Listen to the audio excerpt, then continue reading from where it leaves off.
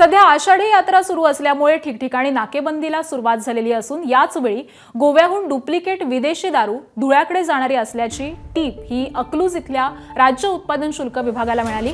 यानंतर इथल्या अधिकारी आणि पथकानं सापळा रचत हा ट्रक सांगोला अकलूज मार्गावरून साळमुख जवळ पकडला। यावेळी या ट्रकची तपासणी केली असता यामध्ये गोवा इथं बनवण्यात आलेले बनावट विस्कीचा मोठा साठा आढळून आलाय। या गाडीसोबतच दोघांना ताब्यात घेण्यात आलेलं असून यातील एक जण धुळे इथला असल्याची माहिती समजते।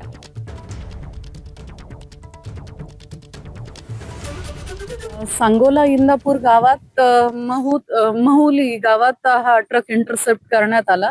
गोवा निर्मित बनावट मद्य आहे आणि ते महाराष्ट्राची म्हणजे सोलापूर बॉर्डर क्रॉस करून पुढे धुळे इथे विक्रीसाठी जाणार होते।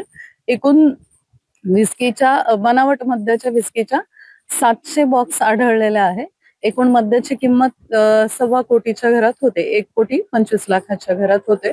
आतापर्यंत झालेली ही सोलापूर एक्साईजची सर्वात मोठी कारवाई आहे।